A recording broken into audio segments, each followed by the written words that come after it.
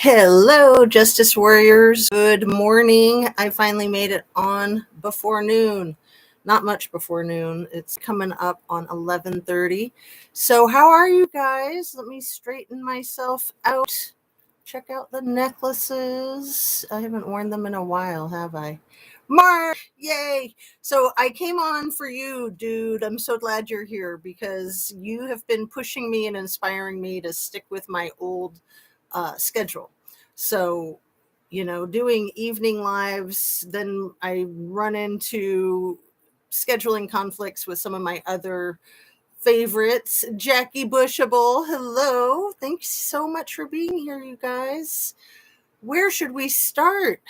Okay, yesterday I came on for a frantic minute for a very short live right before going to yoga. So maybe picking up where I left off because it was hilarious. I thought both live in action. I thought it was hilarious that I made the choice to say something that I had no idea what it was. The note that I had, I was like Falcom 30 PCSO August 8th, 2022. So, of course, that was like the key to the entire thing. I kind of put that in the title of the video from yesterday. But first, let's get through the basics. Everything I say is simply my opinion for the sake of starting a conversation, hoping to learn something and be educational. And of course, always wanting the best for humanity in general, not to sound too corny, but that is why I'm here. Love saves lives, justice A to Z. I thank my mod who came up with this. I do think it's going to be my tagline for my merch. And all my videos to date have been made for YouTube. It's an entertainment platform. So here we are. It is February 8th, 2024. It's 11:25 in the morning on the Eastern Seaboard time of the USA. And I'm just so happy to be here. Good to see you too, Sherry and CB. Thank you, everybody, for being here. This is so cool. Like, once we have 4 in the chat and then, plus me, that makes 5. I think, okay, we have a good group. We can fly now, right? Okay, so that freaking Falcon, it was Falcon 30 PCSO. I don't know if that's like police code for something, but the situation in Shan's video, and I texted her about it because she was like, I'm going to need verification of that. And it's like, well, of course, but it's from your video, girl. So in her last video, not last night, but the night before, and I put the link to that video in my 30-minute video from yesterday, 25-minute video from yesterday. So in that video of Squirrels on Fire, it's the 48-minute mark is where that information about August 8th and the Falcon 30. So I don't know if Falcon 30 is like a helicopter. I have no idea. I have no idea if it's code, nothing. Me, no. No conozco. Isn't that how you say it in Spanish? No conozco. Anyway, from the 45-minute and 40-second mark to the 47-minute and 40-second mark timestamps in that video, there's a post on, I think it's a Facebook thread that Shan's talking about. I think it's from the Illuminated Mind video that she's reviewing. So I'm reviewing Shan, reviewing the Illuminated Mind, reviewing a Facebook post. There's social media for you. And this is how we get to the truth, or completely lost, right? The rabbit holes, the infamous rabbit holes. So the report was said to be a false report by law enforcement. But let me talk about how much we can trust law enforcement, right? The report said that she was found alive in her vehicle in South Reno. The tag plates were removed and replaced with other plates, and the VIN number matched her vehicle. So it said that something to the effect of a female matching the description of the missing 16-year-old has been located alive in South Reno in her vehicle with the license plates replaced, essentially, but the VIN number matched up. And the Placer County Sheriff's Office came into the thread and said, basically, sorry, that's not true. And I think it's interesting that they're in the thread, right? And talking about how much we can trust law enforcement, right? Let me just hop over to the Chris Watts case for a second, because, law enforcement and the DA decided to believe what Chris Watts had told them about what had happened to the girls. And then Tammy and the other FBI agent went and visited him in Wisconsin a few months later. I think it was February of the following year, was that 2019? And he confessed a new scenario to them that they then believed. So, the first scenario was that Shanann had done this, and then he did this to Shanann, like a knee-jerk reaction. But then, it was premeditated. I mean, that was abundantly clear. And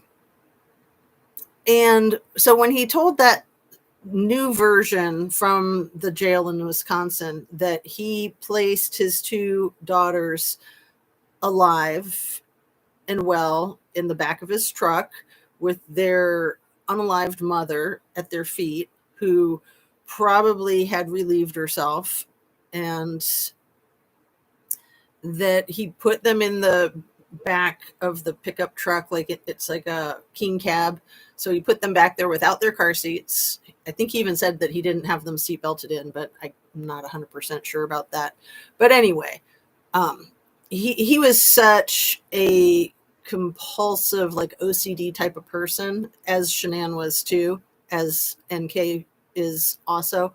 I can't imagine that he would ever put his kids in a car without their car seats, even if he was taking them to off them. But anyway, that whole story I think is ridiculous. And then he's basically saying that in 38 minutes from the time that he got to Survey 319, that he dug a hole, put their mother in it before he unalived them, and then he smothered each of them and put them in the trigger warning, sorry. Put them into the thief hatches in the top of the oil tanks, right? So he did all that all by his big old self in 38 minutes. Dug the hole, got the mom in, covered her, did that to each of the kids. Sure, in theory, anything's possible, right? I mean, especially when you're pumping on adrenaline. And my point is that I think that he's telling tall tales, and for law enforcement to basically give that the seal of approval and say, well, that's the truth, he said so. When somebody has already proven themselves a liar, why would you believe them? So going back to Kylie Rodney and whether that report from August 8th of her being found in Reno, South Reno, could be accurate, law enforcement said a lot of wild and crazy things that turned out to be completely false and impossible. So just because they say, no, that's not true, to me, that's about as reliable as Scammy saying, no, that's not true. Let's see what we got. Look at all this chat, you guys. Thank you so much for coming in. Claudia and let's see. I like my coffee and jazz in the morning. Yay, CB, I got my coffee too, because it's not noon yet, so I'm allowed to keep drinking my caffeinated beverage. Air operator, Placer County Air Operations. Falcon 30 is an American Eurocopter, a 5-seat helicopter as configured, capable of seating 6. Wow, Mark, aren't you rocking it, dude? Look at our main mod that just has all the hard facts. Very cool. Thank you so much. And yeah, I missed yesterday's title that she was alive. So I hope I didn't make a misleading title, because I was trying to be careful of that it says claimed alive, law enforcement denies. So I didn't want anyone to think I was trying to come up with a new, a new narrative, or a hook and switch, bait and switch kind of thing. But I do think it's important to pay attention to these facts. And the fact is, somebody put that on a Facebook group. And yeah, people put a lot of things on Facebook groups, but I used to do Facebook a lot. And I know that you can find the hard truth on Facebook that you're not going to find anywhere else. And you can find a whole lot of BS that is just unnecessary, right? So it's a mixed bag. And how do you know which is which? So I think that it's a possibility to leave that door open, especially because law enforcement has lied to us every step along the way. So what they say, I would think, is a good probability of being a lie. So if they say that's not true, I'm thinking, well, you guys are lying sacks of crap. So I don't think I'm going to trust what you say, law enforcement. And, I don't mean to sound disrespectful, but I have no respect for people in that profession that abuse their position of power and choose to not serve and to not protect the public, but they serve and protect themselves and the elite. It's bogus. That's not what our country is built on, right? Chris Watts, they say his house is now haunted. Well, it's got new tenants. I haven't heard the new tenants report anything like that. But yeah, did you guys see my thumbnail from about 5 videos back with the big white cross? That's a still shot of the body cam of the police officers doing their very, very, very first walkthrough the morning when they're looking for Shanann, when they're walking into the house yelling for her, thinking maybe she's in a diabetic coma somewhere on the premises. And they walk into the kitchen area, and that lamp or chandelier type of thing hanging over the dining room table, that's like a big fat disc, combined with some light coming through the curtains that are drawn, it's very dark in that kitchen, makes this wild, amazing cross that to me just seems like it's got the power of Jesus Christ in it. And I saw that in one of Watts the Obsession's videos a few weeks ago when I was on a live panel with her, and I asked her about it. I was like, is that for real? Like, what is that from? Is that photoshopped? And she explained it, and she was able to dig up the live body cam footage. So I'm just bringing that up because I do think that there's a lot of blessings even in the midst of these tragedies. For instance, that night with the Watts family tragedy, thank goodness for the storms on the East Coast that made Shanann's plane 3 hours late getting her home from Arizona, right? Because that 3 hours, I believe, was crucial for throwing a monkey wrench into the evil plan of the family annihilation, the familicide. And I think that losing that 3 hours, for crying out loud, the sun was coming up before he even left the house. It was starting to get light before he even pulled the pickup truck out of the driveway. Of course, they were planning on having everything done in the dark, right? So God was at work, in my opinion. And I think that God is at work in all of these situations, no matter how dark, no matter how evil. But let me stay caught up with you guys. Yeah, that house being haunted. I can't imagine that it's not, but I haven't heard any updates. If you have any, please share. Why believe anything from those evil people? Exactly, Mark, because they're just completely full of it. Hey, Mark, Falcon 30 is out of Sacramento and Raven was the helicopter out of Reno. Both were there. CB, there you go, you guys. This is why we get together for our lives, because we put our heads together and we have all these different pieces of the puzzle and trying to assemble it. And justice for Kylie. Whatever happened to her, justice for Kylie. Justice now, right? I know I speak for all of us when I say that. That is a lot of equipment not to find a car. Mark, you are so clever, my goodness. I can't imagine how clever you were before that coma, or maybe that coma that you were in 10 or 15 years ago. Maybe that helped you kind of hone your cleverness in your recovery. I don't know. Do you have an opinion about that? Or have you just always been so clever? Were you just born that way? I remember the loops of air traffic. Most was not over the water. I noticed and I wondered why. Wow. Good morning, Anna Bean. Hello. Way too many planes not to find a car, in my opinion. Right. And if the car was in the water under 14 feet of clear water, of course they would have found it. And Shan's been going full bore with all of her research and her videos these last few days. And I think it was last night where she was showing the grid pattern from just one flight of how it was so intense. You couldn't even see that there were any lakes under that grid pattern. You guys know what I'm talking about? I'll put a link in the description here with the timestamp.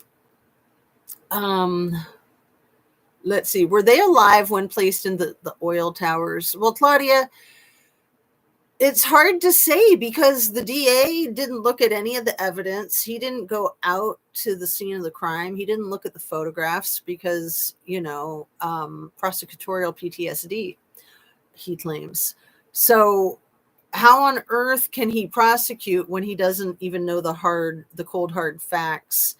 And I mean, I can't imagine how damaged their sweet little bodies were from being put into what I believe was hot oil, like hot oil, not just oil, but hot, like, I don't know, 1,000 degrees.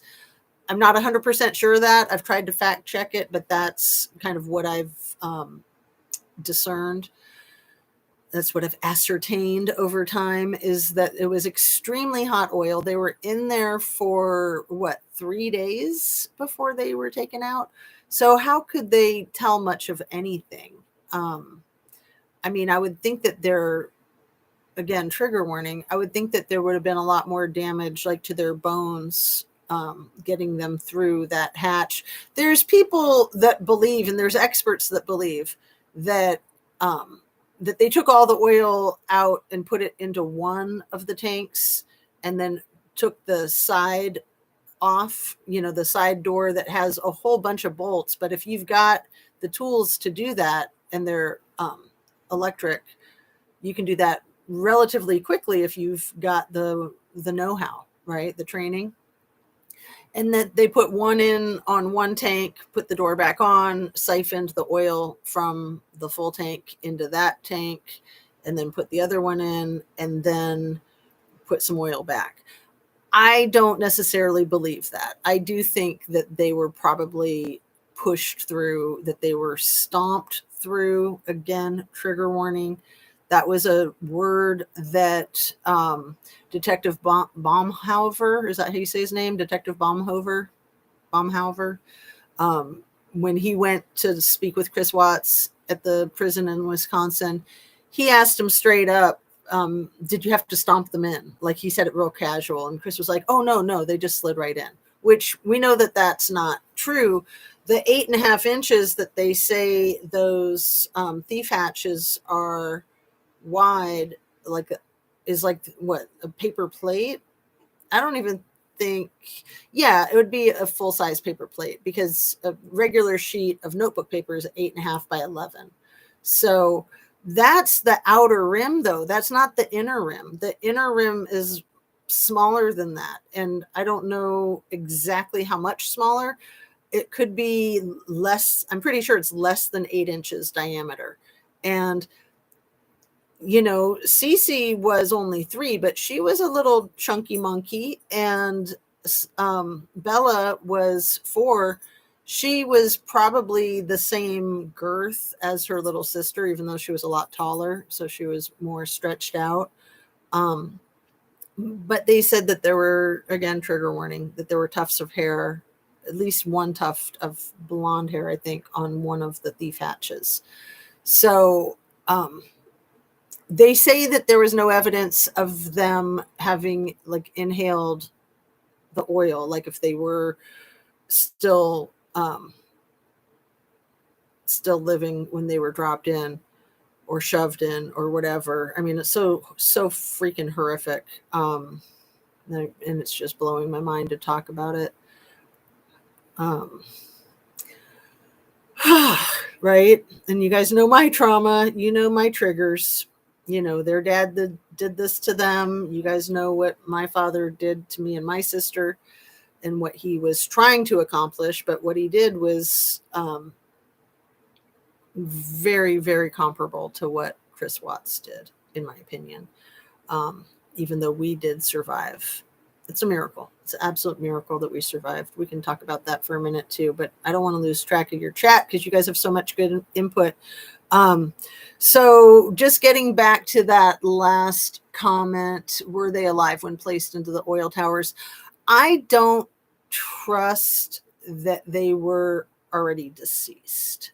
I do not trust that because, again, I think their sweet little bodies would have been so damaged in those 3 days in the hot oil that, how could they really freaking tell? I mean, of course, if the oil was aspirated or not, but my guess is that they were so destroyed that there was very little solid forensics to try to figure out what kind of state they were in when they were put in there. CB and all sane opinions. Yeah, way too many planes. Why is everyone in on the cover up of Kylie? Right. It's such a good question. I mean, does it tie in with that whole Bohemian Grove crap? It could. It absolutely could, in my humble opinion. Hello, Claudia. Yes, you are correct. Sorry, I missed it. And let's see. I have seen the ghost hunter people go there with their machines, cameras, etc. Not that they're called ghost hunters. And we love Kylie Rodney. Ghost hunting people, I should have said. Just horrible. Ugh, double ugh. I think it's a shame these men that become jealous of their loved one. These families, Nicole Watts, Gabby Petito was also a YouTube host.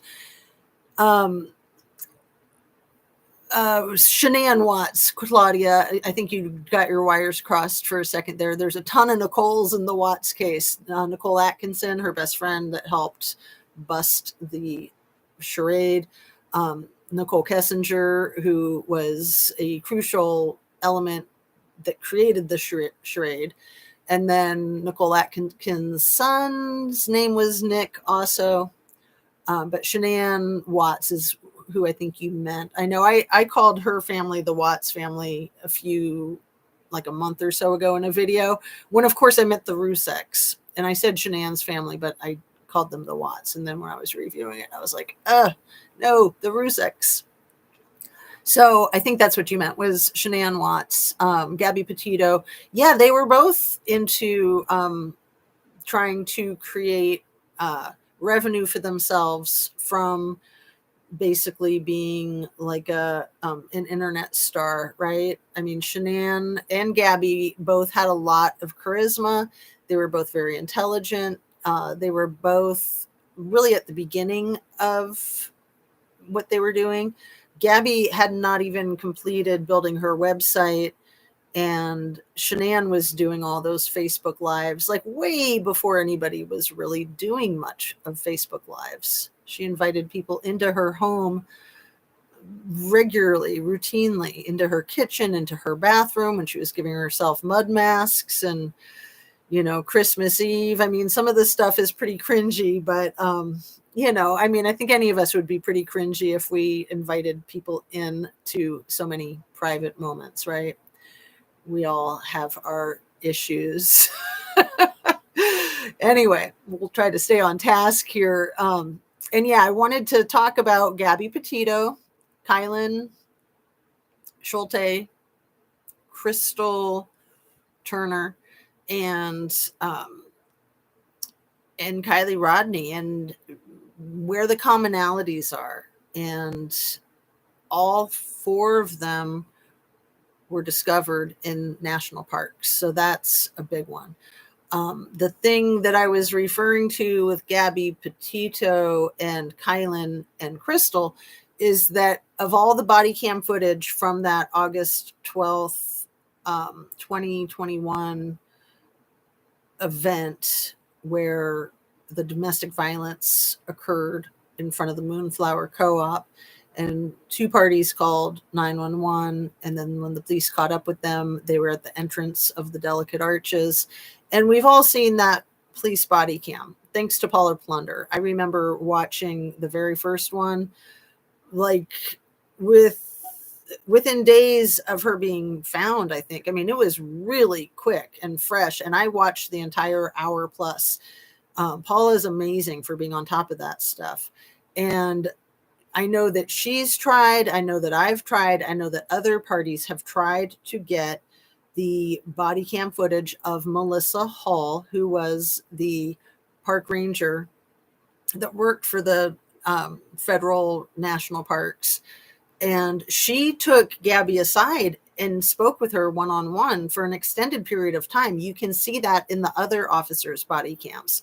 But her body cam, and she was wearing one, they will not release it. I have a letter from the FBI stating that they won't release it. I think it said because it's an active case. I got to go look at that letter again, and I need to follow up with another public records request, because there's no reason that shouldn't be released. So my imagination runs wild with that. Maybe Ranger Hall had told Gabby about the couple that lived up there on LaSalle Loop Road and recommended her to go camping there, because you got to ask yourself, like, why in the F would the Moab PD be putting douchebag Laundry up in a little hotel next to the Moonflower and then recommending that Miss Petito, this petite, gorgeous young woman, go camp alone in her freaking van? Are you freaking kidding me? You know they're not that stupid. You know that they're not just like brain dead of like what a freaking setup that would be.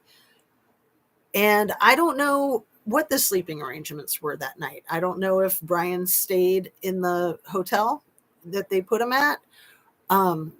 I don't know where Gabby slept that night. That information has never, ever been public. And I've wondered if Kylen wasn't one of the 911 callers. And even if she wasn't, Mr. Douchebag Laundry could have thought that she was, because Gabby was sitting I think in front of Moonflower, like at a coffee table, for hours working on her website that day. Hours and hours. I don't know if it was 8 hours or 6 hours, but it was a huge chunk of time. And Kylen was working an early shift. She was working outside at that fruit stand. And so she was outside near Gabby for that whole freaking time. And it sounds like Brian kept trying to harass her and get her to wrap it up so they could go to the Delicate Arches. And even to the point that they ran out of water. And, Mr. Laundry was, too holy to drink any water that ever touched plastic. So he wasn't going to drink any water from the Moonflower. and he wasn't going to allow Gabby, it doesn't seem like, to drink any water. That he was using that as leverage, in my opinion, to try to get her to wrap it up so they could go for a hike, because that's what he wanted to do. As if he couldn't have just gone for a hike by himself, right? But yeah, he wanted to control her, and he wanted to probably prevent her from putting herself in the public's eye, where she would have gotten a lot of attention, probably a lot of feedback, like, what are you doing with that douchebag? But anyway, my speculation. So they were extremely thirsty, and they're in the desert, and it's August, and it was even hotter than most desert August summer days. It was one of the hottest days of the year, and they were both dying of thirst. So their brains aren't functioning properly. All that's going on. And I just can't imagine that Kylen didn't tie into the whole picture. We know that Kylen and Crystal went to that Woody's Tavern a night or two later, either the 12th or the 13th.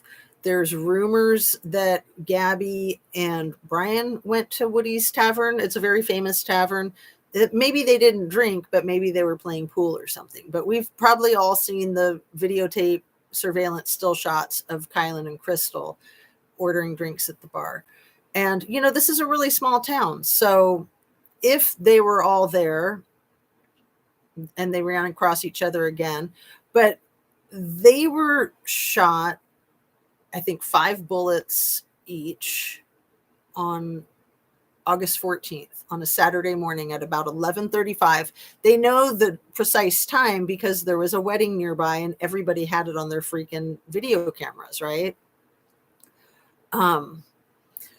They wrapped up the case and said that some guy was Adam Pazinski, had worked with Crystal, or not worked with her, but worked at the McDonald's that she worked at. And he saw her once cooking hamburgers when she wasn't on shift, and he got really irritated. And that's why he went out there and killed the two of them. Right. Okay, sure.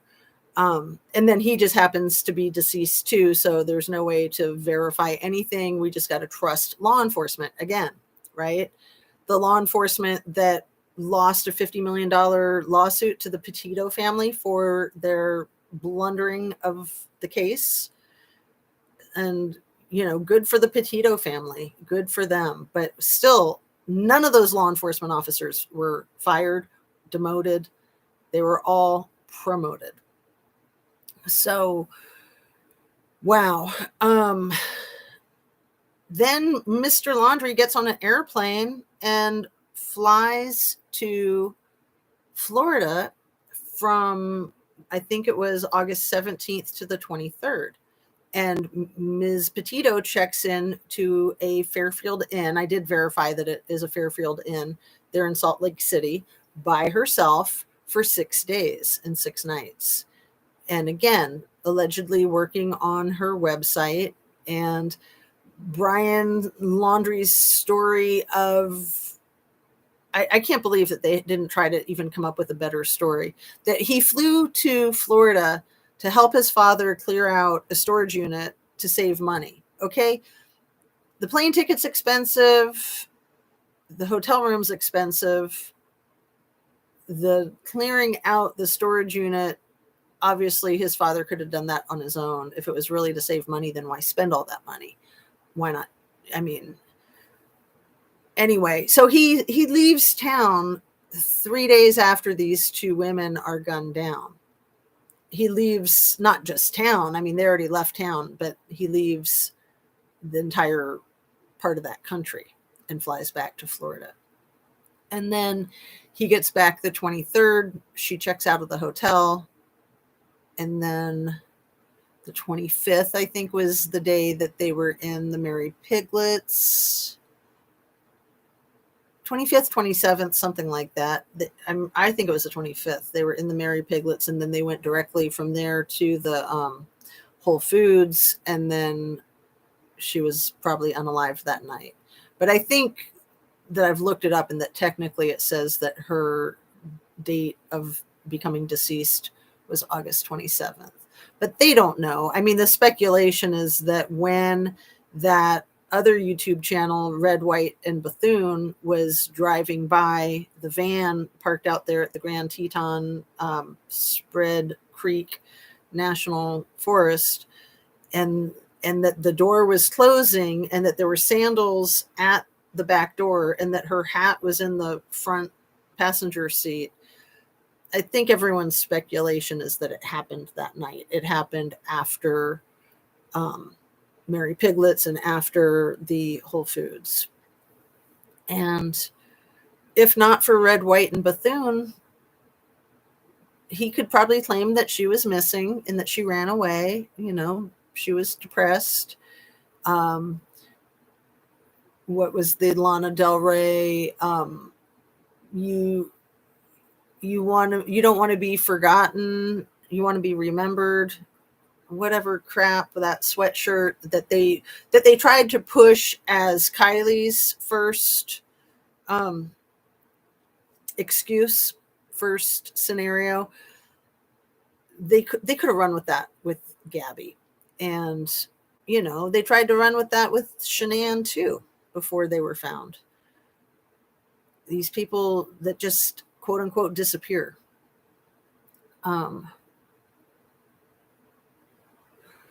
I think it is a shame these men, okay, I read that one, that their loved ones. Thank you for that comment. Because yeah, I just ran with that. That was a good one. I think it is a shame these men that become jealous of their loved ones. This family's Shanann Watts, Gabby Petito was also a YouTube host. I wonder if that company is still running open. Let's see. I didn't highlight that one. Let me highlight your comment back there, Claudia, and then get caught up and keep going here. I wonder if that company is still running open. It absolutely could. Hey, Rachel Smith. Hello. Sorry. Shanann Watts. Thank you. Yeah, no problem. We all cross our wires. It's fine. It's just, you know, we try to keep it from being crossed so that we know what we're talking about and other people know what we're talking about, right? It's good to be precise, but yeah, we all will fumble with things. Beautiful ladies. Oh my goodness, so beautiful, and like way too good for these freaks. I'm not even going to apologize for saying that with Chris Watts, Brian Laundrie. I mean, those guys were disgusting, absolutely disgusting, and they got these most gorgeous women imaginable, and then they go and destroy them. I mean, I actually understand the psychology of that, is that they're afraid that these gorgeous women are going to eventually abandon them, so they have to unalive them before they have a chance. In my opinion, that's how that works. Oh my God, how can a dad do that to his babies, Sherry? I know. And it's even hard for me to imagine Chris doing that to his babies. You guys have heard me say that I honestly don't believe that he did. I believe that somebody else did that to his babies. I'm not saying that he shouldn't be in prison for the rest of his life for his involvement. But it's quite possible that he did do that to his babies. And it's just so hard to wrap your mind around that. I mean, he took care of those girls like nobody's business. My husband was very involved with all of the regular diaper changing and feeding and childcare. You know, we switched off with our first baby. When he was at work, I took care of the baby, and then I worked. When he got home from work, I would go and see clients in the evening, and he would take care of the baby by himself for a huge chunk of time, like probably 6 hours or so. My point is that there's not a lot of men like that really are hands-on. There's just not. And when you do that with your children, you bond with them further. So it is hard to imagine any parent hurting their children, but especially a father who has doted on his girls like that.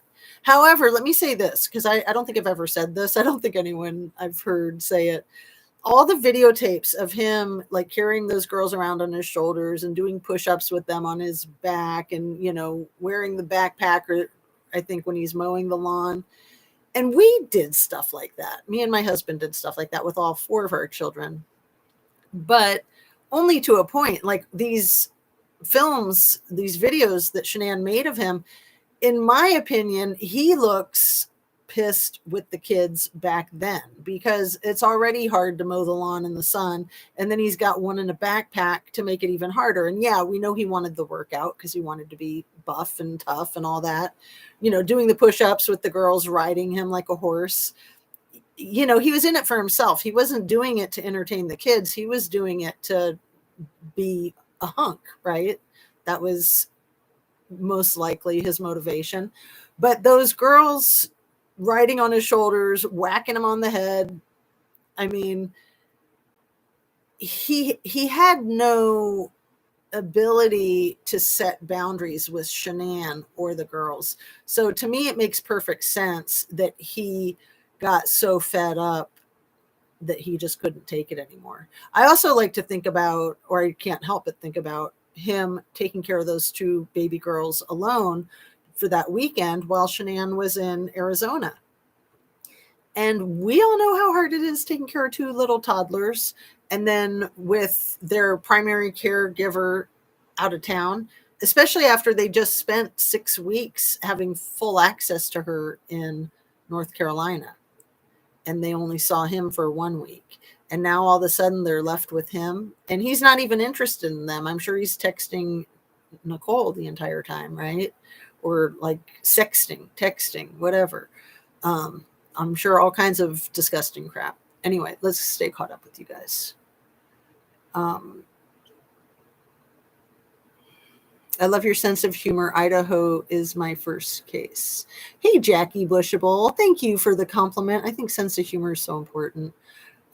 Idaho, man, freaks in the law enforcement there.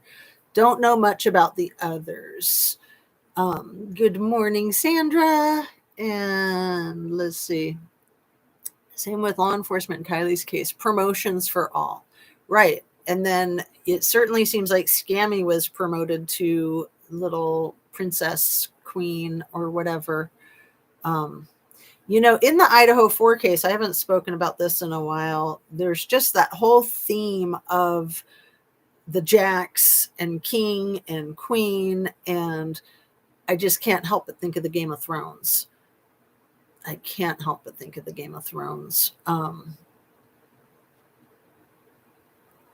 Same thing in Kylie's case in Truckee. Kylie was a queen in her own right. I mean, she was just a natural born beauty, a natural born talent, a very natural, charismatic individual that a lot of people would have been fascinated with, right? And we all can imagine how annoying that might have been to somebody like Scammy, who was the social leader, who organized all the parties, who organized all the fight club. She was the queen of it all. And then in comes this little Miss Kylie with probably no interest in any of that, but just, turning heads. And then that song on SoundCloud, I can't imagine the impact that had on her social life, on the community of Truckee's perception of her. I mean, it's a small town. I'm sure people knew about the song. And it's a great song. And she wrote it, and she performed with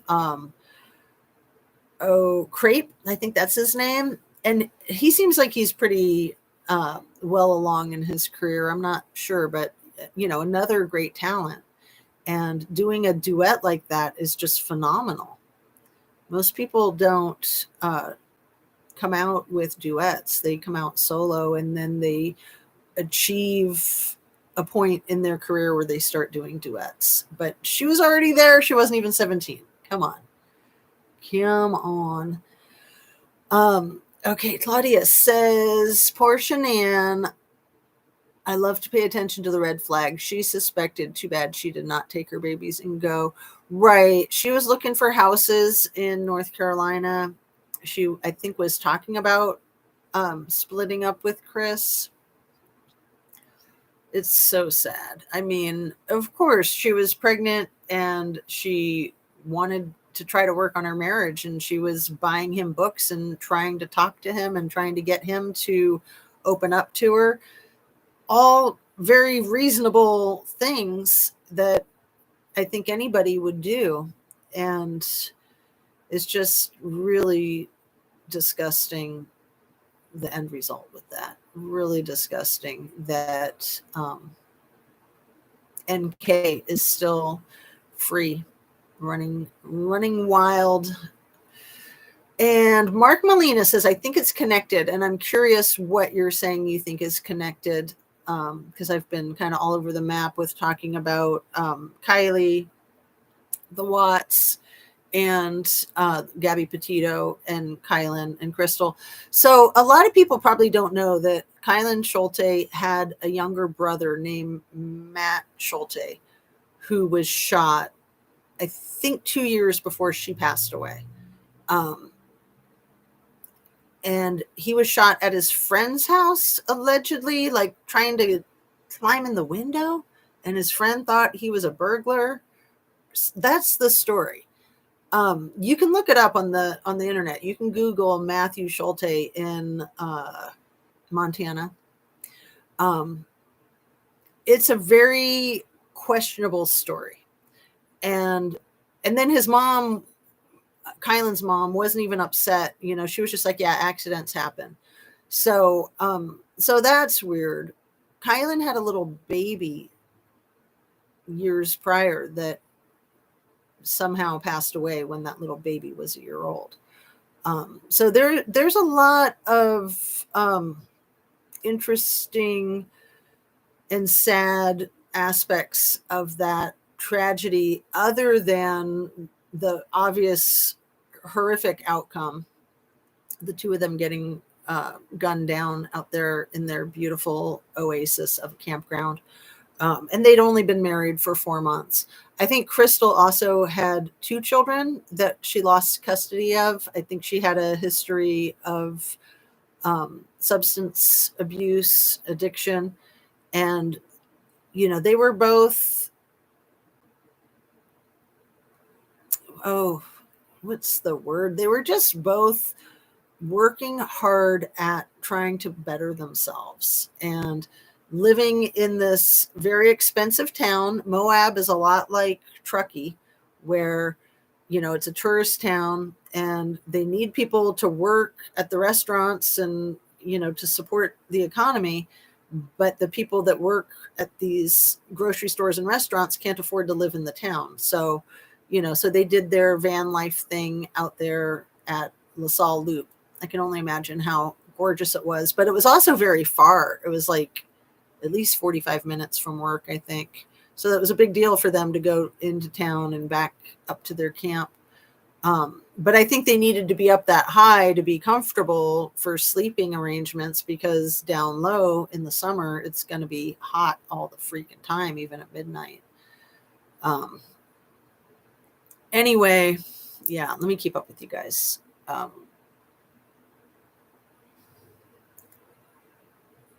And sounds like a good live topic, the helicopter. Yeah, absolutely. Can you hear my little puppy dogs? Come here, baby. Do you want to be in the movie? Come here. Come here. Come here. Come here, Mookie. Come here. Oh, you guys don't get to see the baby too much. There's a Mookie. This is my baby. This is my pride and joy. Mwah, mwah. Oh, she's so cute. Show off my little girl. She's so wiggly, though. I'm going to let her down. Okay. Hey, girl. So, yeah, we've got the 2 dogs, the 3 cats. Thank goodness we don't have the 4 dogs and 4 cats and the guinea pig living here anymore. Okay. Let's see.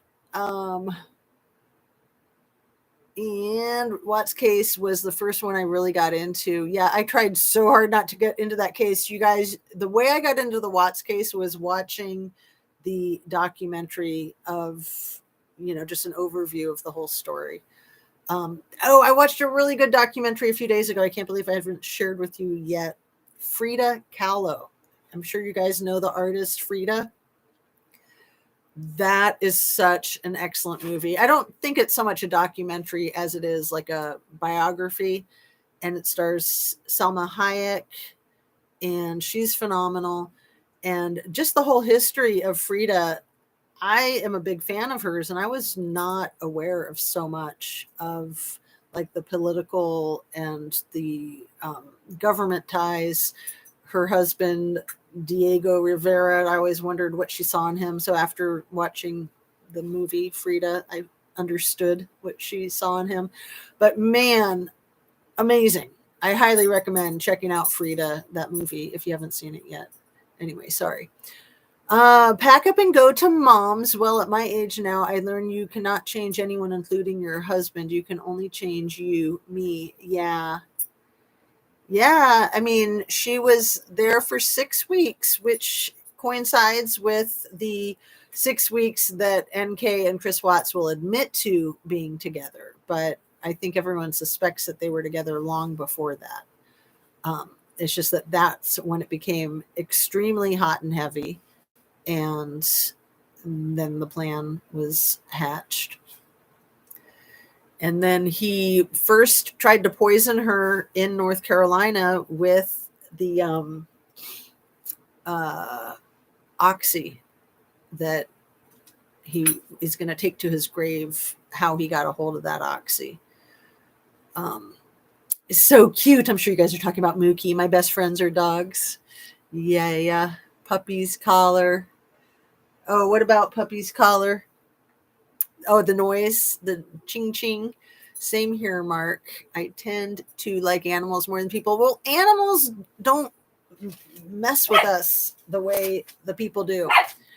I mean, they can mess with us, but not the way people do. Like, people can get so conniving and manipulative and moody. You know, our animals are unconditional love. And I think that that's why it's often harder when we lose a pet than when we lose a human. So let's see, what else did I want to talk about here? The jealousy. Let's see. I think I got most of it. Hold on. What about the missing pages from the Watts discovery, you guys? Who knows about the missing pages? I was going to communicate with Watts the Obsession because obviously she knows. And I hear people talk about the missing pages from the Watts discovery. But WTF. That case has got to be re-examined with a focus on NK. I mean, I understand that the Ruzeks are scared to death that Chris Watts could get an appeal or something like that.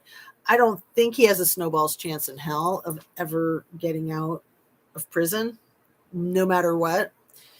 Even if NK admitted to unaliving, let's just say all three of them for conversation's sake, he still was there. He was present. He was involved.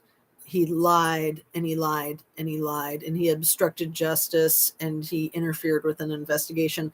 But at the very least, we know that she did all of those things: the obstructing justice, the interfering with the investigation, the lying to the authorities.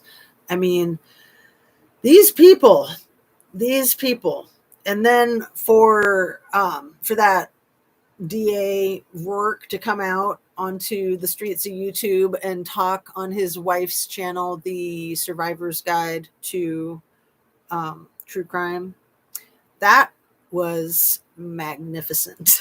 That was absolutely phenomenal that he came out, that he said all those things. So we know that the Behind Criminal Minds, look at me, I remembered the name.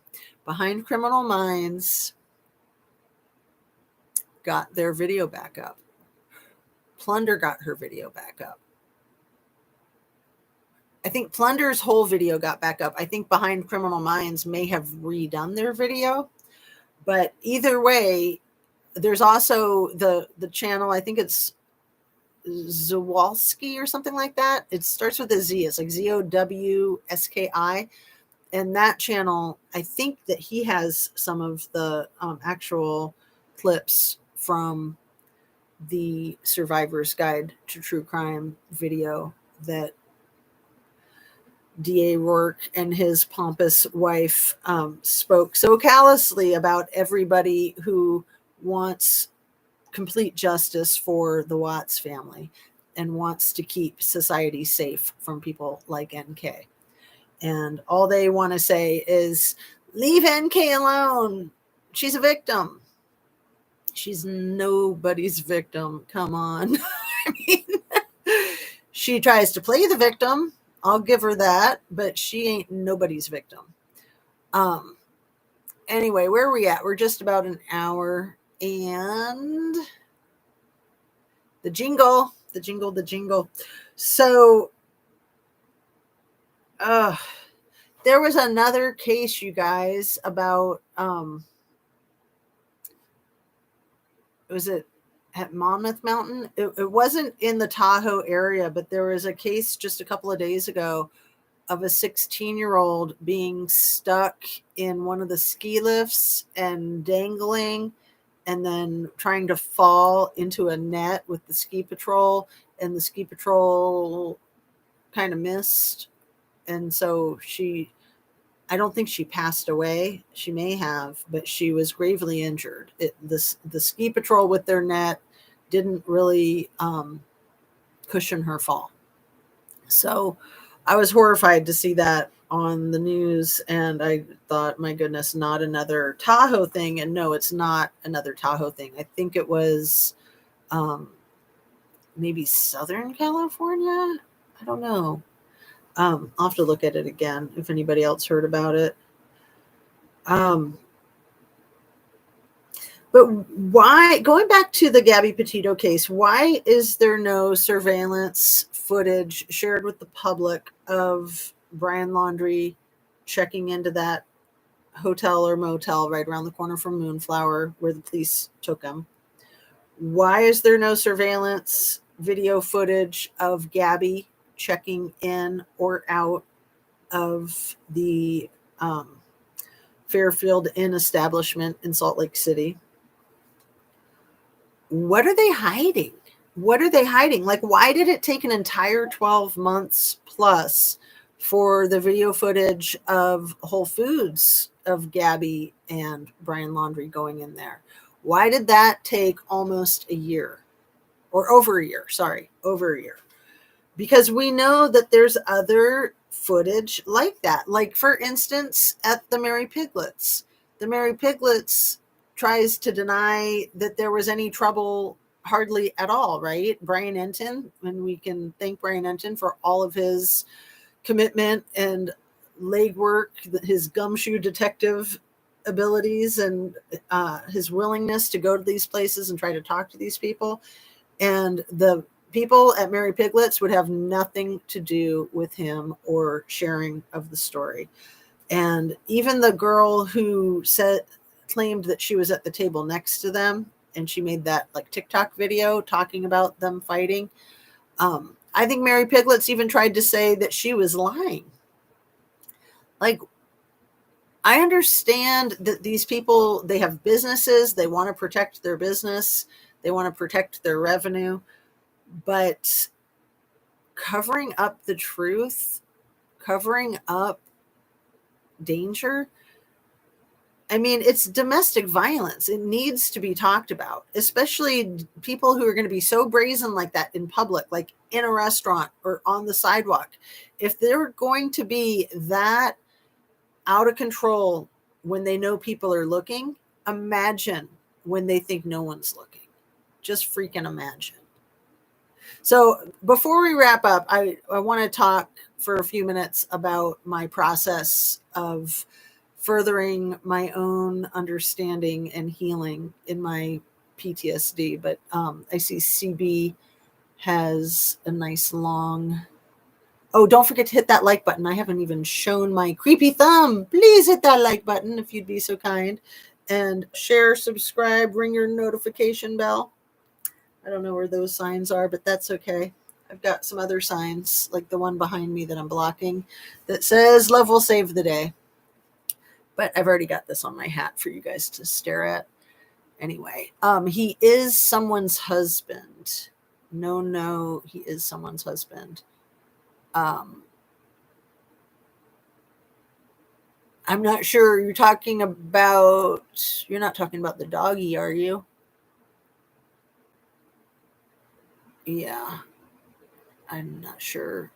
Um, There was a gal left in the gondola at Heavenly overnight. Right, CB, I spoke about that a few days ago. 15 hours. They shut it down for the night and she didn't have her cell phone. Big lawsuit coming. Yeah, that was horrifying, but thank goodness she survived. I mean, the chances of her surviving that are, I think, pretty slim. Honestly, the hypothermia. Um, she was really lucky. And if she only had her cell phone with her, none of it would have been an issue.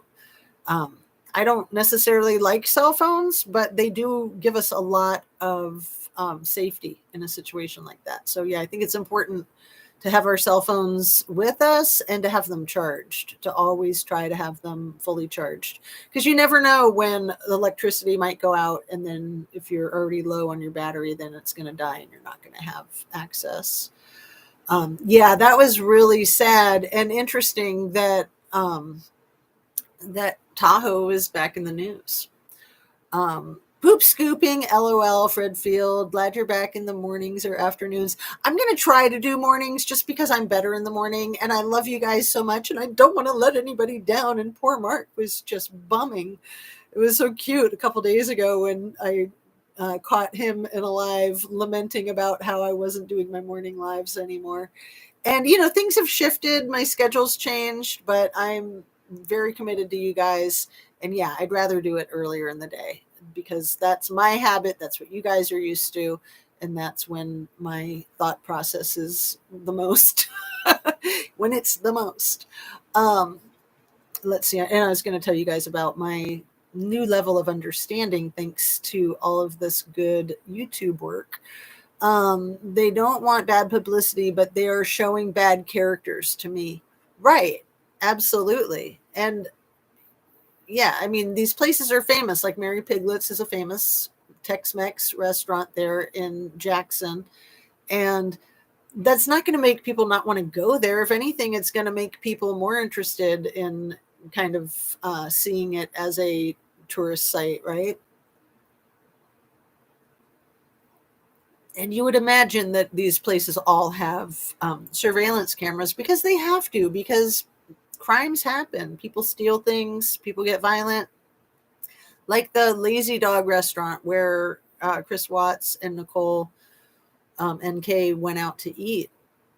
I mean, they would have them on surveillance camera unless they like intentionally sat at a table that they knew wasn't on camera. Um, I remember that they did not want to comment. Thank you. Mrs. Amir, you're here. Nice to see you. Outdoorsy life too. Um, let's see. The mornings with Jazz. Oh, no, the Watts cheater. Yeah. Yeah. The somebody's husband. Yeah. He's so gross. Love seeing you all team up in lives. Yes, and it has been really challenging with Shan hammering away, Mark hammering away, Illuminated Minds, and Divine Justice, aka Mrs. G. I love it. I love having that problem of like, too much content to try to take it all in. It's a great problem to have. And then trying to keep up with creating my own content too, because I just love connecting with you guys. So let's talk about the incident of my father trying to take our lives in Arizona, because it wasn't until last night, you guys, that I ever even thought for a minute how the whole thing with getting 911 involved, how that occurred. Because it was a giant parking lot. The McDonald's parking lot was probably like a truck stop parking lot. just huge. But it wasn't that late. Let's say it was maybe like 7-ish, roughly, when we stopped there to get food. And I said that there was no drive-through yet because it was 1978. And then when I was reviewing the video, I thought maybe drive-through existed in 1978, but we didn't use it.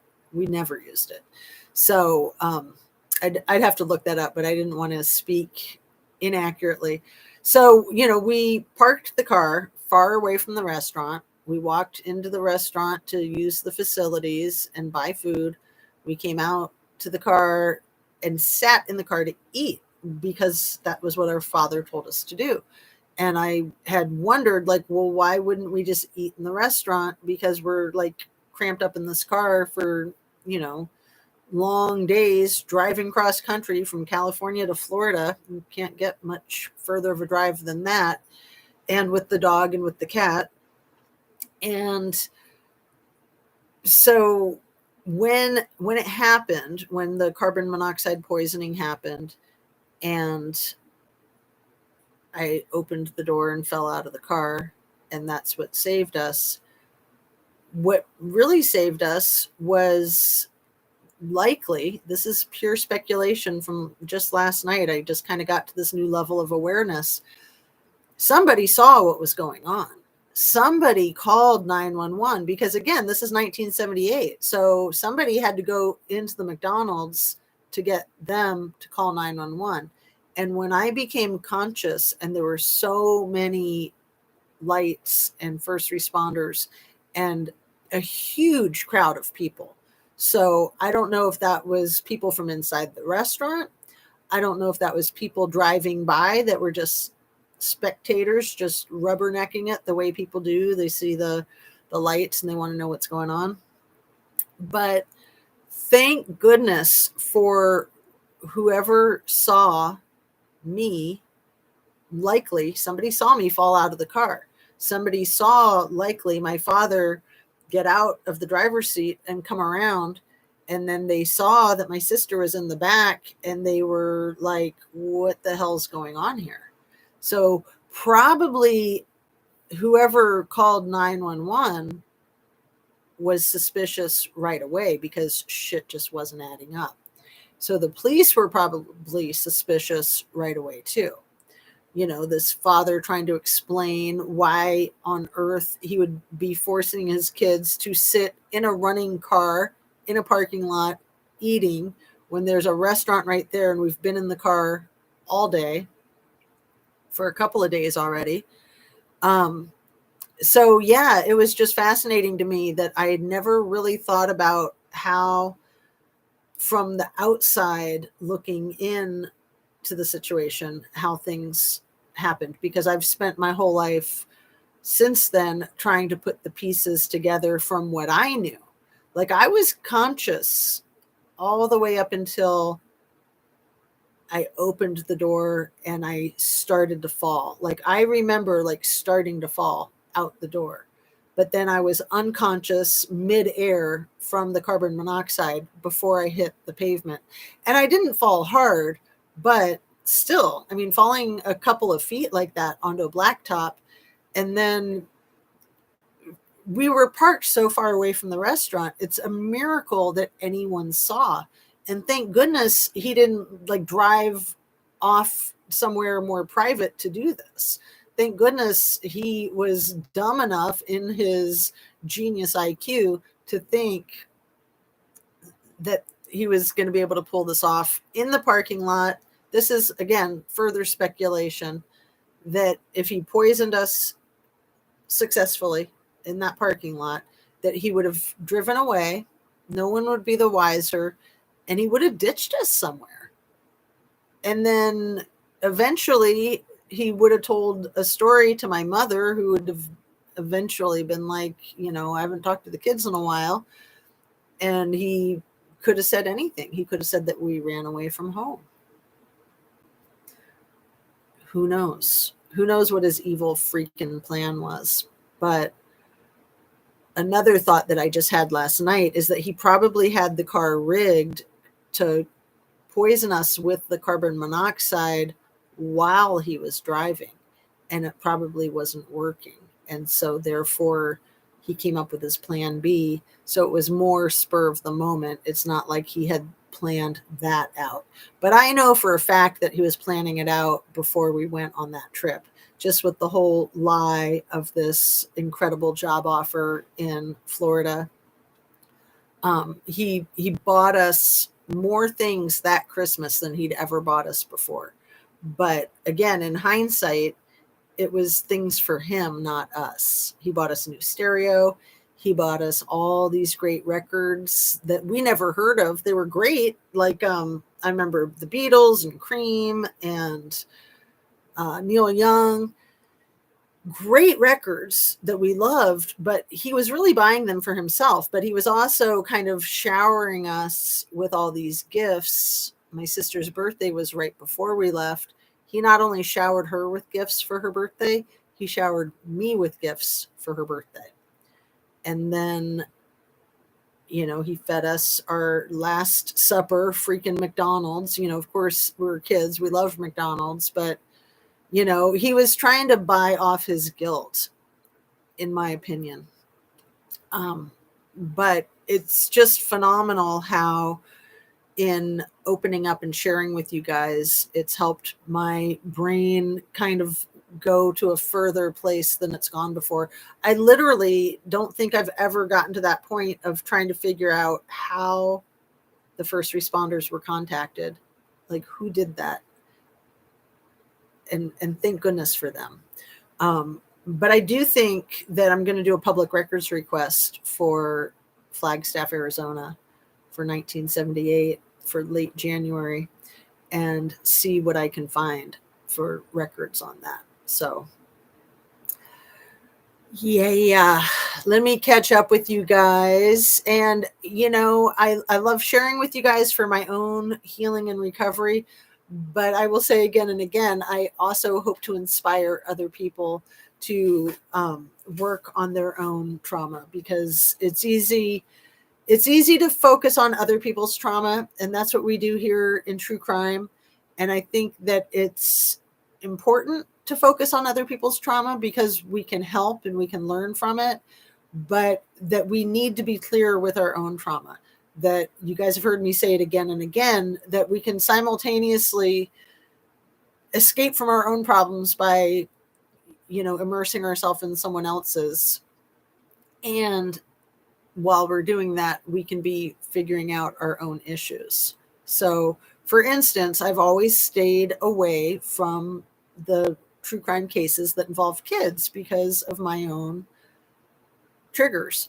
And then I did get involved in the Watts case, right? I got very involved. I got sucked in, and, Kelly from Watts the Obsession took me under her wing and invited me onto her panel. And it was a really great introduction into this true crime arena. But going back to like Scott Peterson case, when that was going through the court system, and I realized then, I think my oldest child, it was right around the time I was pregnant with my oldest child. My oldest child was born in March of 2002, and then was the Peterson case. It was right around there. So it was Christmas of 2002, I think, and then Easter of 2003 that she was found on Good Friday and Easter Sunday, right? When her and Connor's bodies were found. That I've always thought was a miracle. It was a miracle that they were found. It was a miracle that they were found on those dates. And interesting too, since it happened on Christmas Eve, just the symbology of it all, right? But I really identified with Scott Peterson being so similar to my own father. A few years before that, when I was in graduate school, was when Susan Smith had drowned her two little boys in her car in South Carolina. And I knew in the moment watching that on the news. Like that was one of the most electrifying moments of my life, because I was like, that's exactly what my father tried to do, except without water. He tried to do it with carbon monoxide. Um, and I knew she was full of it right away. I mean, I was onto her crap right away. So it's fascinating to watch these cases over time and work on my own issues. And I hope that I'm inspiring other people to work on their own issues too, because most of us have them. I'd be amazed to meet somebody who didn't have their own issues. But then, I'm in the field of mental health. So those are the people that I attract, right? Um, let's see about the Watts cheater.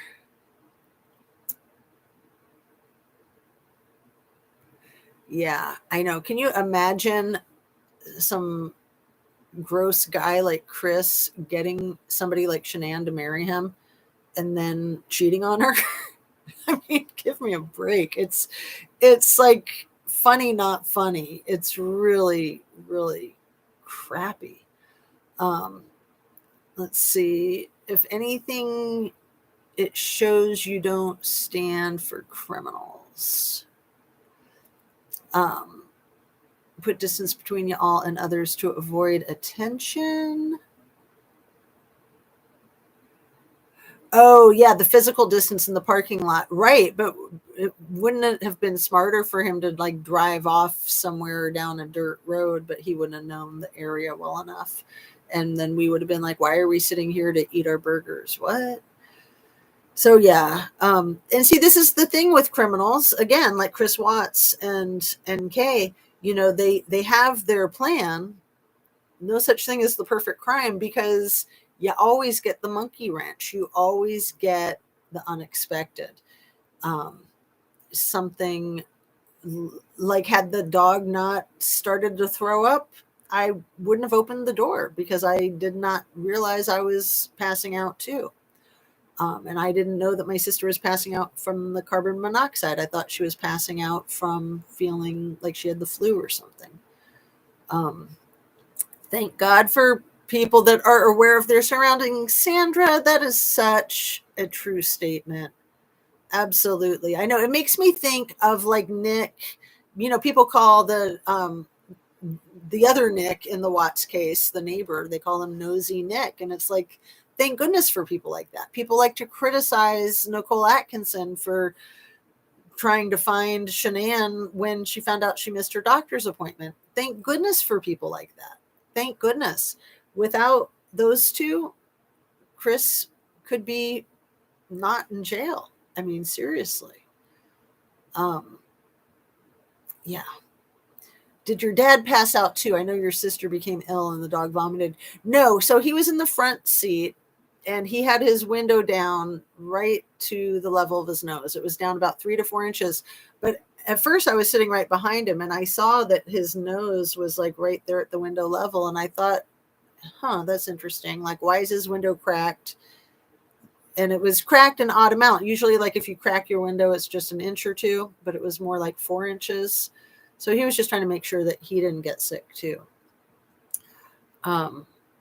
Yeah, really, really effed up. No, he had worked on the car before we left for this road trip. He had this really good job at UCLA as the assistant editor of a single parenting magazine. And he claimed that he got this other amazing job offer in Florida, and we were going to pack up and move from Malibu, California. We're moving to St. Pete's, Clearwater, Tampa. He couldn't make up his mind. It was like he thought it was all like one and the same. So that was another way of figuring out that he was confabulating over time, was that the job was in St. Pete's, Tampa, Clearwater. Like, well, which is it? Like, that's 3 different cities and towns. I mean, it's one of the 3. It's not all 3, but you know, I think he had life insurance, and I think that on us, and I think that he was trying to get back together with my mother, and that he was trying to simultaneously get back together with an old high school sweetheart. So he was just a really confused, effed up individual. Like, he had his own baggage, but there's no excuse for that. No excuse at all. Yeah. Okay, so he did not. Please call your sister and say you love her. I talk to my sister all the freaking time. Yeah, like every day. Don't you just love a gift meant for the giver? Oh yeah, yeah. The record albums and the stereo, 100%. Like, and again, at the time, we were just like floored with all these amazing Christmas presents. It took me years to realize, like, oh, those presents weren't for us. That's why you got us albums that we'd never heard of, bands that we'd never heard of. I mean, we loved it right away. We fell in love with that music, but we didn't know like who Eric Clapton was. I mean, I was 11 and my sister was 13 at Christmas. She turned 14 right after that, right before this hideous trip. Hola, Annie Ruler. I was just getting ready to wrap her up, girl. Nice to see you. Guardian Angels Divine Intervention Sunset. I love that comment. And were you already here? Did I miss seeing your name? I apologize if so, or maybe that's your introduction. I don't want to rewind too far, but absolutely. I believe in that 100%. Guardian Angels and Divine Intervention, 1000%. I love you. You pay attention to those red flags. The window. Oh, Claudia, you're so nice to say that. But yeah, I noticed that window right away. I was like, that's weird that it's rolled down right to his nose. But again, that was one of the pieces of information over time when I added it all up. And the day that I added it all up, I wasn't trying to. It just kind of came to me like, oh, crap, that was not an accident. Because until that day, about 10 years later, it literally never occurred to me that it was intentional. It never occurred to me, even though I was well aware of that whole situation I explained to you guys in the ER with the police officer and the social worker. And I could tell that they were accusing him. And then we stayed there in a hotel in Flagstaff because they were continuing to interview him for 3 or 4 days. So, I knew something was up with them, but I just thought they were misunderstanding this poor guy, this nice person that was my father, right? So 10 years later, when I could finally deal with it, because really the theory with PTSD is that you're going to go into denial, you're going to block things out, you're going to not remember, you're going to not put 2 and 2 together because literally you can't handle it. So once your inner psyche recognizes that you can handle it, then your inner psyche will allow it to crystallize and come together. So it was right around the 10, 11, maybe 12-year anniversary. I'd have to do some math. Yes, I think it was like the 12th anniversary. I'm pretty sure it was on the day of. If it wasn't the day, it was very, very close, like within a day. Because I want to say it was around January 27th, but I'm not 100% sure of the date of the incident. But it was 1978. And yeah, I might be able to find out by doing some public records requests for Flagstaff, Arizona, and see what they have on 2 girls getting carbon monoxide poisoning in a parking lot of McDonald's. I had never thought about asking for those public records, but I think I'm ready. I think I can handle it. I think I'm going to do it. And yeah, so when you put all of the pieces of the puzzle together, or when they just fall into place for you and you're not really prepared for it, what I was starting to say was that I was in the middle of a work day and I came running home from work because I was like a nervous wreck. I was like shaking and crying. And my husband was home. We weren't married quite yet. We were engaged, but we lived together. And I sat him down and I told him. And, he knew about the situation, but he didn't know that it was not an accident. But as soon as I told him what I figured out just an hour before, he trusted me 100%. He didn't like question me like, oh, are you sure? Like he knew, he could feel it. He knew that that was the truth. And then again, this is like 1990, before cell phones, back in the day of a voicemail, right? And I called my sister, and I lived in Washington State and she lived in New Hampshire. And right after I told my husband, I called her and I thought, oh, I'm probably going to have to leave her a voicemail. But no, she answered. And I asked her first before I said anything, I said, are you sitting down? And she said, no, why? And I said, because you need to. And she sat down. And this might make me cry. It's okay. All I said was it wasn't an accident. That's all I said. After I asked her if she was sitting down and told her that she needed to, I said it wasn't an accident. And there was a long pause, and her response was, oh my fucking God, you're right. And then I got really emotional, and I was like, I was hoping you were going to argue with me. So that's pretty phenomenal. I'm glad I shared that part with you. Like I said, there's so many parts to it and pieces of it. I'm not trying to be like all mysterious by just sharing bits here and there. That's just the way PTSD is. But I was really angry when she said, oh my God, you're right. I was furious. Like, I just remember being in a rage, just like, and really honestly wanting to smack her and be like, bitch, you were supposed to say I was wrong. Like, how the hell did you even know what I was talking about? I mean, the emotion was so severe, so severe. And then I had to go back to work. So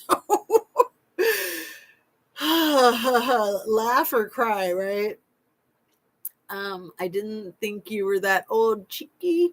I am 1,000 years old. No, I was born in 1967, so I'm 56.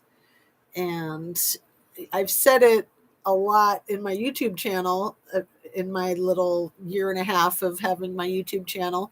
I've shared my age many times. And then more recently, I was like, I might be getting to that age where maybe I shouldn't be so forthright with my age. Maybe I should be a little more private with that because, I'm a woman and I'm aging, but that's okay. I mean, it's fine, right? It's just our culture is so hung up on youth. Um, I haven't like abused drugs and alcohol since I was 22 years old. And I hate the sun. So I used to be a sunbather back when I was young, but I stay well hydrated. And those simple things, smoking, drinking, alcohol, and the sun. Also wind. Wind really weathers you. If for people who sail or ride horses, that kind of stuff. So I'm well hydrated, and I get a lot of sleep. I think that's crucial. I've gotten a lot of sleep most of my life, even after having babies, like new babies. Each one of them was a big, like 9 to 10 pound baby, 10 and a half, my biggest, 9.3, 9 pounds, 7 ounces. No, 9 pounds, 3 ounces was my smallest. But those big babies, they sleep a lot. So, each time I had a new baby, I was still able to get my 10 hours of sleep within a week. Like my babies were sleeping 10-hour nights within a week. So I pretty much sleep 8 to 10 hours every night of my life. Like, I am very dependent on my sleep. And I think a lot of people are sleep deprived. Sometimes I'm sleep deprived, but for the most part, I'm very committed to getting good rest. And I exercise a lot, but I think what's more important than the exercise is the rest. So recognizing that, yesterday I did way too much yoga. So I'm trying not to do any yoga today. I was going to tell you guys more about the whole yoga thing, but we're already at an hour and a half. So thanks for the compliment, Nicole. Um, let's see.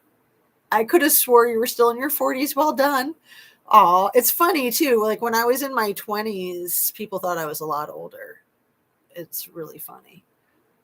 Um, you cry, Sandra. Thank you for telling us. Thanks for listening, you guys. I had an epiphany about 35 years later, slow on red flags. Well, Annie Ruler, if you want to share, please do. That was pretty cool when Raised from Perdition 2 times was sharing about their history in our live a few days ago. I really appreciated that. But would it make you younger? No, honesty is good for the soul. I think that's really true. And being honest with you guys, like when I started my channel, I could not do anything but be honest and be frank and be authentic, because if you're not going to do that, you're going to be full of it, right? And same thing with yoga. You have to be real and honest with yourself and with the people around you. You have to just be, you just have to be.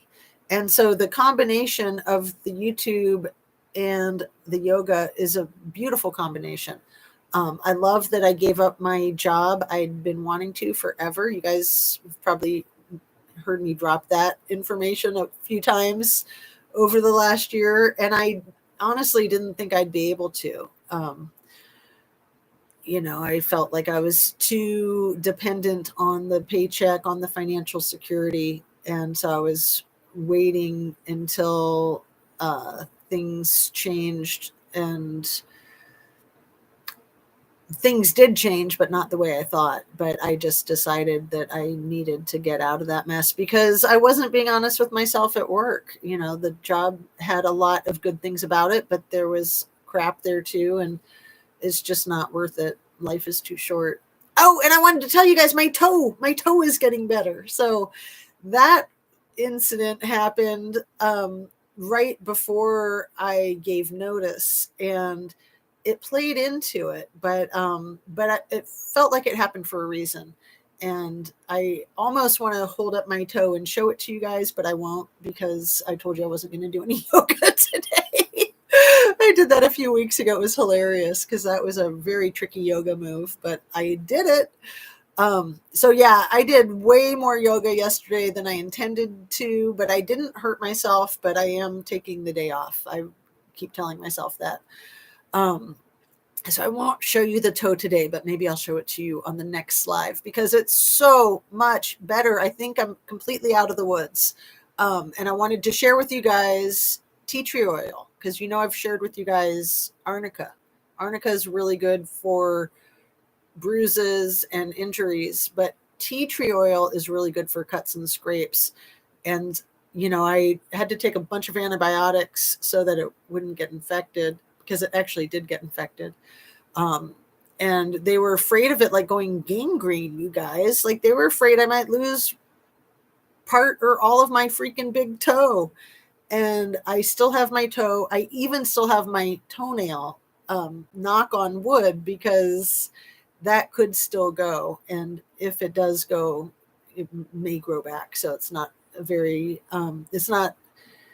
it could be a lot worse. Let me just say it that way. So I'm very grateful to be able to do my yoga. I'm very grateful to have the injury have healed and recovered. And thanks for listening.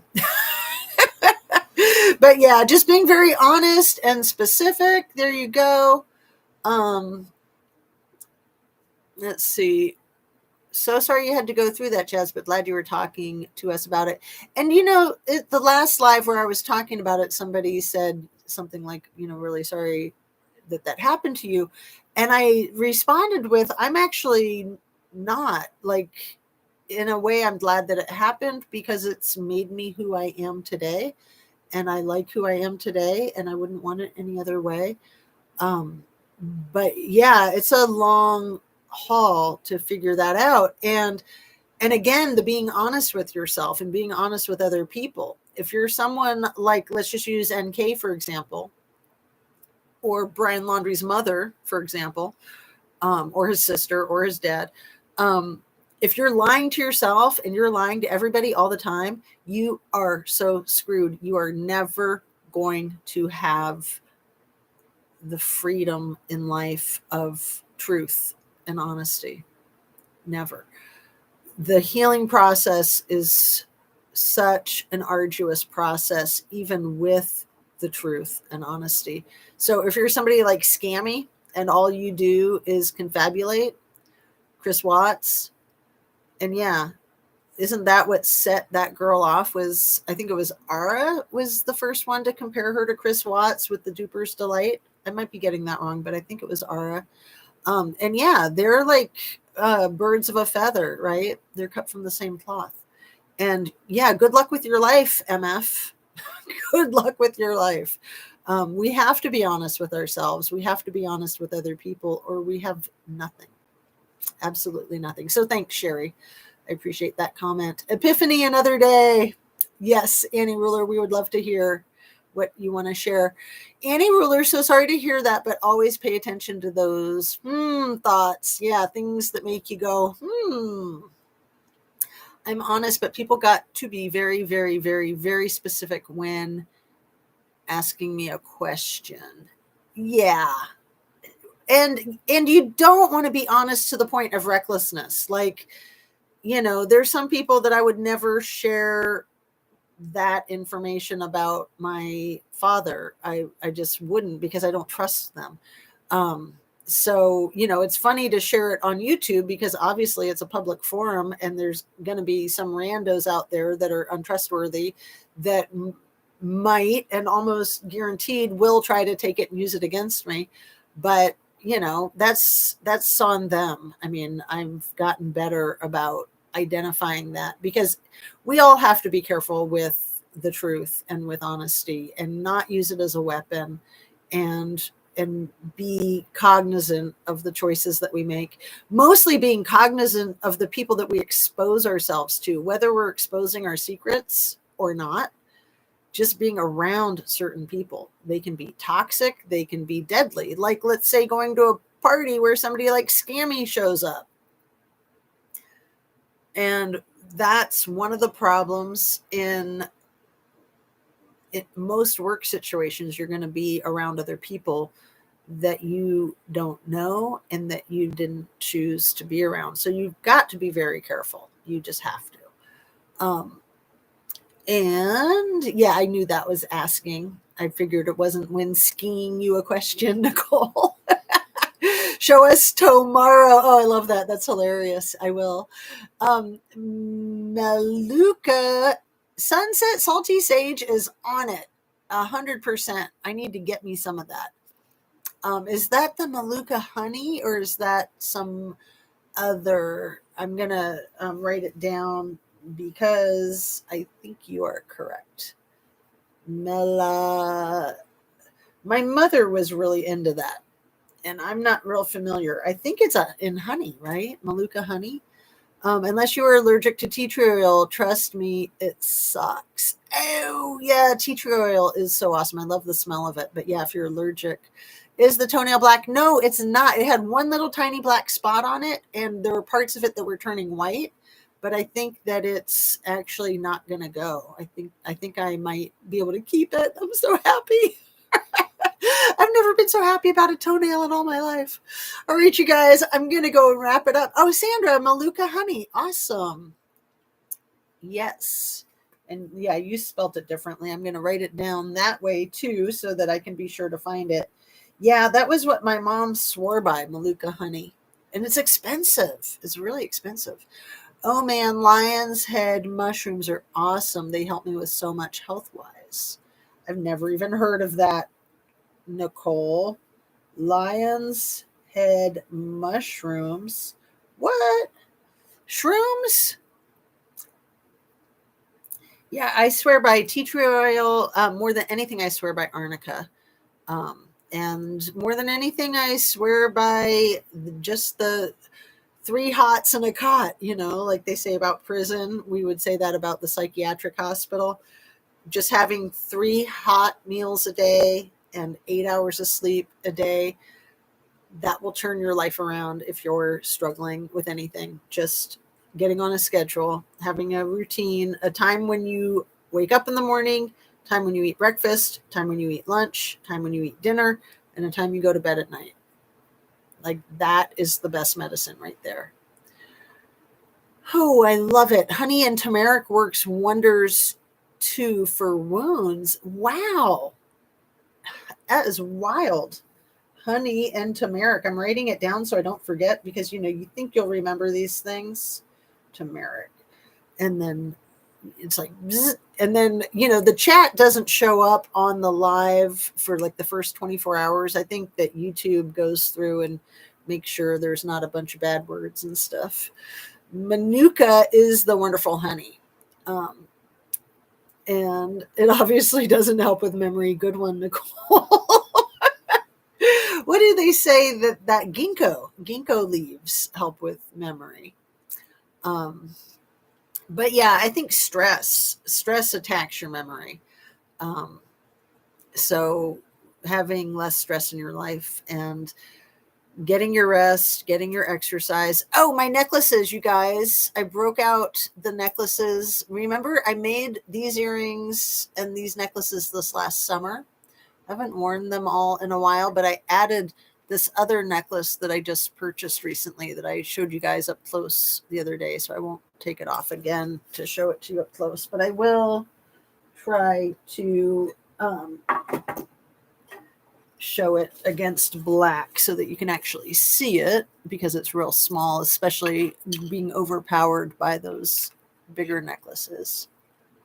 It's so funny how opposite everything is in the land of the computer screen.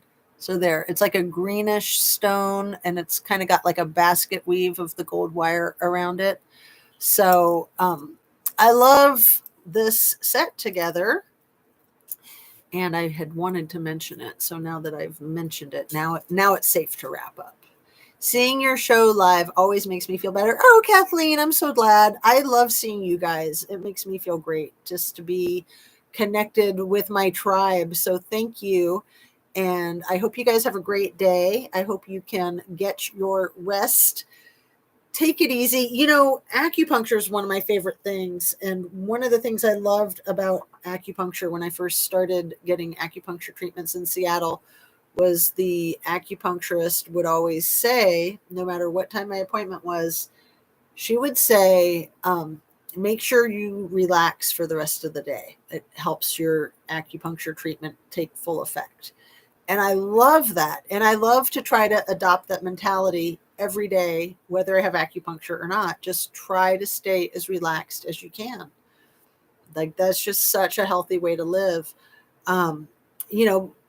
Putting your feet up when you get an opportunity. With my hurt toe, I've kept my foot above heart level as much as possible. So that's probably what saved my freaking toenail. Right. And it's hard to do. It's hard to get your leg up above your heart for a prolonged period of time. It's like a yoga exercise. So I've been really diligent about doing that. And I've done it in some of my videos with you guys, but it's been a while. Green is the color of the day. And, every day is a gift. Just really embrace it and do what inspires you. If you need a rest and you just need to lay on the couch, do that. Allow yourself. If you've been doing that too much, maybe get out and take a walk, or go shopping and find some of your favorite colors and things that you need, things that you love, and just surround yourself with things that inspire you, people that inspire you. It's been really fun for me with this yoga instruction training. And one of our homework assignments is to build altars all over our house. Like, every flat surface is an altar. And so just trying to take away the clutter, trying to put the most favorite things that you have, and just getting rid of the excess. And less is more. Less is definitely more. So yeah, sending you light, sending you love. Thank you so much for joining me. And I follow a fellow from Black Mountain in North Carolina, son of a bear, and he tells you how to use nature's medical. That's awesome. Yeah. Tea tree oil, vitamin E, arnica, those are some of my favorites. Early 2000 scientists said they could delete PTSD, but we are unique because of it. Yeah, the rapid eye movement desensitization, I've done a lot of that as a PTSD survivor. Um, and I really like the rapid eye desensitization exercises, and I believe in it. Um, but I don't know. I mean, yeah, that reminds me of that movie with Jim Carrey. What was that? Something about sunshine, mind, and the guy like gets brokenhearted, and then he tries to delete the memory. Oh, I'm gonna look it up real quick because I don't like it when my brain's not working like that. Um, Jim Carrey movie. If you guys remember, you can put it in chat. I almost have the name of it. Sunshine Mind. Eternal Sunshine of the Spotless Mind. You guys remember that movie? 2004 romance comedy. It was really twisted, but that was the whole point of it, was what you just said, that it's like, he wanted to delete the relationship because he was so heartbroken over it. And you just can't, I like to say, um, is it better to have loved and lost, or better to have never loved at all? Because that's like an old poetic saying, better to have loved and lost than to have never loved at all. But when you're going through heartbreak, it does not feel that way. It feels like it would have been better to have not loved at all than to have loved and lost. Right. And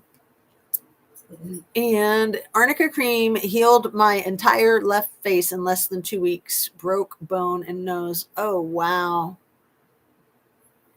Amazing.